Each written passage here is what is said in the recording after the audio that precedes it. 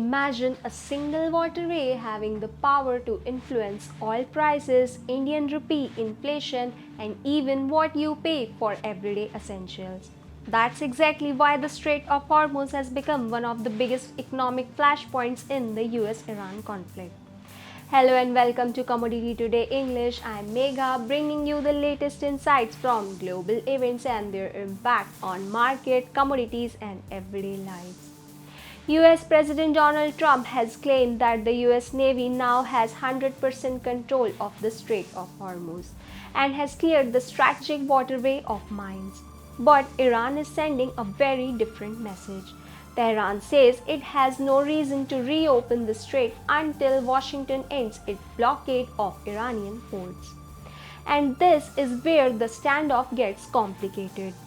Iran wants the US to lift its naval blockade and economic sanctions, release frozen assets, and compensate Tehran for months of war damage. But Trump has rejected Iran's compensation demand and instead turned the argument around, saying that if compensation has to be paid, Iran should pay the United States for deaths and damage linked to the decades of conflicts, attacks, and protests. So, this is no longer just a political fight between Washington and Tehran. It is becoming an economic problem for the entire world.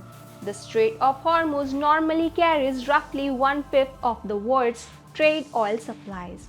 Any prolonged disruption here can change global crude prices higher because markets immediately start worrying about the supply. And we are already seeing that pressure. Brent crude has moved above $84 per barrel, while WTI crude is around $82. For India, this matters enormously because the country depends heavily on imported crude oil. When international oil becomes more expensive, India has to spend more dollars on imports. That can widen the trade deficit and put additional pressure on the rupee. On August 10, the rupee fell 13 paise to close at 95.30 against the US dollar. So the chain is simple.